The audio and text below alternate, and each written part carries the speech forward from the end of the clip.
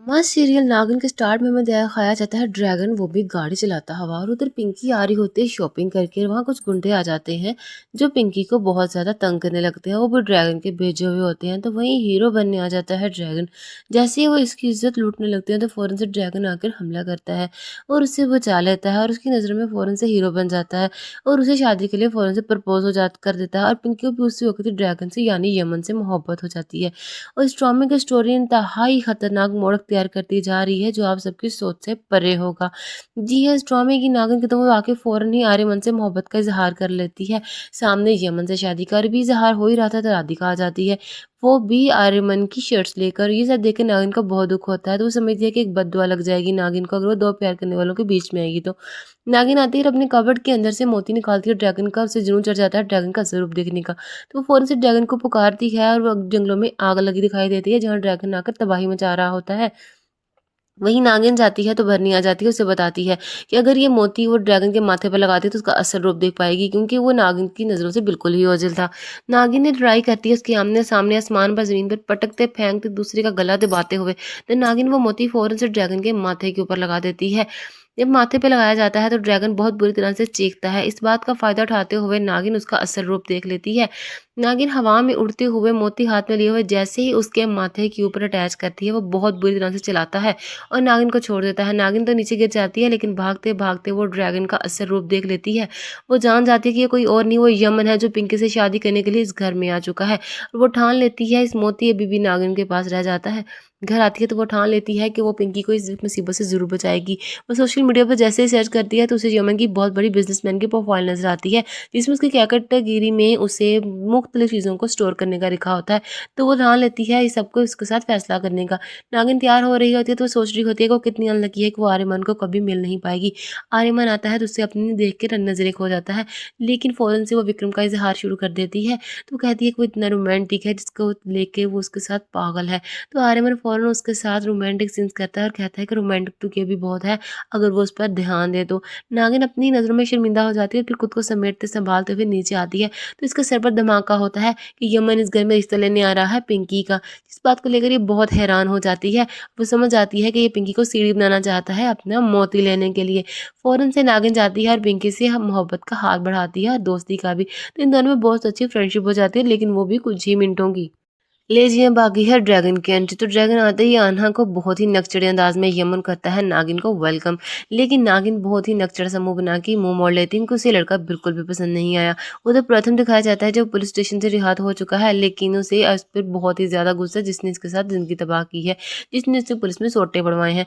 लेकिन आपको बताते चलें कि कहानी यहीं खत्म नहीं हुई, लेकिन नागिन ड्रैगन को किस धोखे से छत पर बुलाती है और उसे कहती है कि वो उसका असल चेहरा देख चुका है, लेकिन ड्रैगन ये बात मानने को तैयार नहीं होता। फिर आमने-सामने इज़हार होता है, फिर वार होती है, फिर लड़ाई का जो सरेआम खुलासा होता है। वहीं बीच में फिर से पिंकी को सीढ़ी बना लेता है ड्रैगन मौके का फ़ायदा उठाते हुए, और पिंकी भी फ़ौरन से एक बार हाना से झगड़ा स्टार्ट करके इनके बीच में बहुत बहस हो जाती है।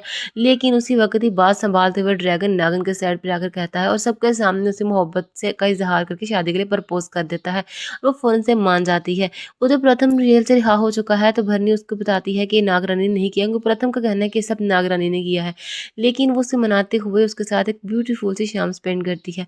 उसके बाद हमें दिखाया जाता है नागिन जो जल्लाली रूप में होती है और वो आती है जैसे ही मंदिर के अंदर एक बेगाने सांप को वहाँ देखकर बहुत गुस्सा करती है।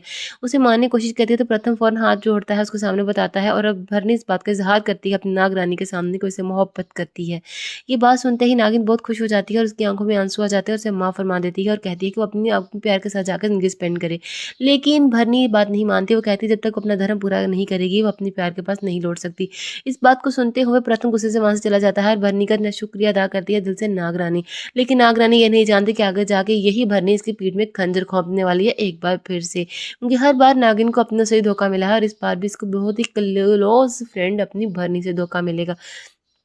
उधर हमें दिखाया जाता है कि ये सब एंगेजमेंट की तैयारी इसको लेके बहुत एक्साइटमेंट है। फ़ौरन से फ़ोन करती है यमन को, किसी को रिंग पसंद नहीं आ रही, लेकिन जैसे वो वहाँ जाता है उसे दोनों नाग नज़र आती हैं और वो कोई और नहीं बल्कि भरनी और नाग रानी होती हैं जो यमन का पीछा करते हुए वहाँ आती हैं यमन को जान से मारने के लिए, क्योंकि जान चुकी हैं कि धूप में 12 बजे जब वो धूप सेकता है तो उसे मारा जा सकता है, सो तो कमज़ोर होता है। नागरानी जाकर ड्रैगन पर अटैक करती है तो ड्रैगन भी उसकी तरफ बढ़ता है। ये लाली रूप के अंदर दोनों का बहुत ही खतरनाक मुकाबला होता है और यहाँ पे स्टोरी फिल्म से कभी भी कुछ ज़रा भी कम नहीं लग रही होती। ड्रैगन कभी टांग से खींच के उसको मारती है नागिन, तो कभी हवा में लहरा कर मारती है। उसको इतना कमज़ोर हो चुका होता है कि उसे पटक-पटक के मार के नागिन ड्रैगन को जान से मार ही देती है और वो बहुत खुश हो जाती है कि आज उसने एक बुराई का ख़त्म करके पिंकी को बचा लिया। दोनों वहाँ खड़ी इस बात का जश्न मना रही होती हैं और सोच रही होती हैं कि आप पिंकी को इस सबसे कैसे छुटकारा दिलाएँ, लेकिन इनकी भूल है कि ड्रैगन मर चुका है। जी हाँ, जैसे ही घर पहुँचती हैं तो एंगेजमेंट की तैयारियाँ सरेआम आसमानों पर छू रही होती हैं। जैसे ही पहुँचती हैं तो घर वाले सब आ जाते हैं, लेकिन पिंकी बहुत ही परेशान होती है क्योंकि उसे लगता है एक बार फिर से उसका प्यार खो जाएगा नागिन के प्यार में। लेकिन वो बहुत हद तक ठीक है, इनके प्यार नागिन ने ना खोया, लेकिन नागिन ने जान से ज़रूर इस बार मार दिया है। लेकिन वो इस बात से बिल्कुल बेखबर है। नागिन फौरन से बन्नी को कहती है कि रूप चेंज करके आए और ड्रैगन का रूप यानी यमन का रूप लेते हुए आकर सबको ऐलान कर दे को ये शादी नहीं करना चाहता। यही बात को अपनाते हुए जैसे ही वन बन्नी आती है तो रास्ते में ड्रैगन उसे गायब करके खुद उसकी रूप पे आ जाता है और शादी सबके सामने अनाउंस भी करता है, प्रपोज भी करता है और एंगेजमेंट भी करता है।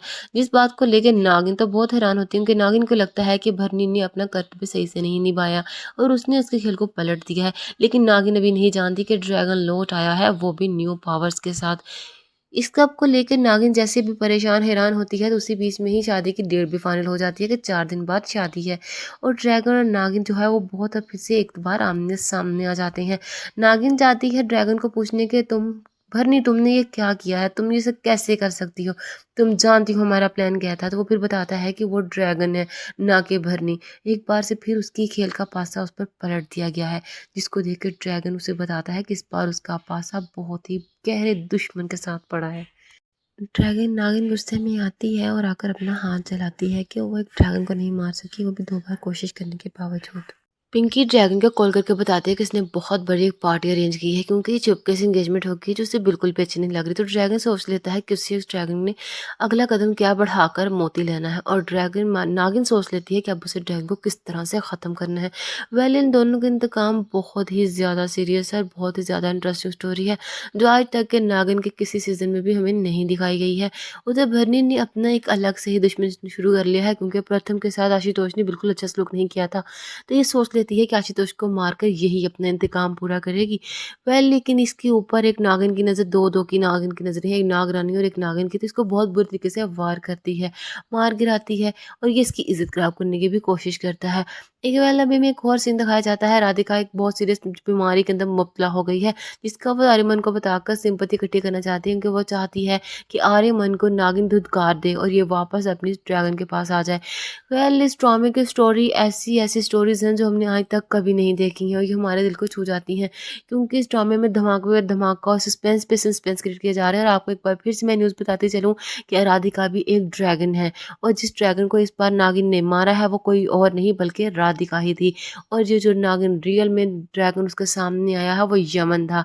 तो इस बार जो मार कुटाई खाई गई है वो ड्रैगन ने खाई है और वो ड्रैगन थी राधिका और जो सेफली फुली पहुंच चुका है वो था यमन। जी हाँ, और इसका खुलासा भी बहुत जल्द होने वाला है। मेरे चैनल को लाइक शेयर सब्सक्राइब कीजिए और कमेंट्स में ज़रूर बताइएगा।